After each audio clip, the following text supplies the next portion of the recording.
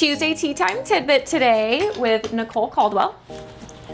And what are we talking about? Doing a little update on VA assumptions. There's a lot right now that have come on the market. Yeah, I would say we're the team for assumables. If anybody has questions on assumptions, they call our team because we do so many of them. And I would say there's also a new way to search for them. That's the way I found mine that I just bought. There's this new site that we can give you access to. So if you're interested in that, please reach out to us. We'd love to give you that. But in addition to that, what did you have to add? They're becoming more and more common, and so they're getting a lot faster. I think when they first started, it was kind of new territory for everybody, and we were hearing stories about VA assumables taking a really long time, 90 days sometimes. We've never had one take that long. If I had to guess, I'd say around 45 days. This came out like last year, but essentially it's 45 days from application. They have to approve within 45 days of application. Yeah. So sometimes that application can take 3 to 15 days to get in. And I think that that's why they put that verbiage in there, because some of these loan companies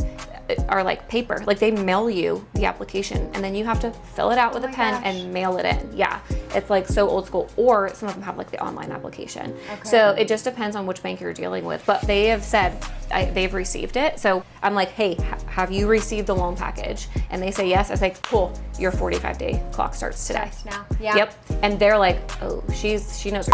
Yeah. Because then they know that you know that they're on a clock.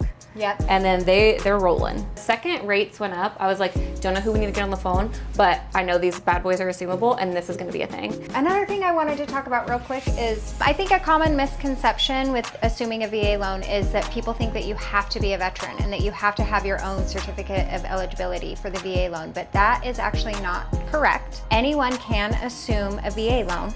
You just have to go through the proper steps with whoever the lien holder is on the loan, and also make sure that the seller is willing to let you hold on to that portion. And we do have sellers that are okay with it. For instance, we've had dual military clients who said, I don't need it. My spouse has eligibility as well, and I still have some left, because you can get more than one VA loan now. I think that that's still something people don't know. Yeah.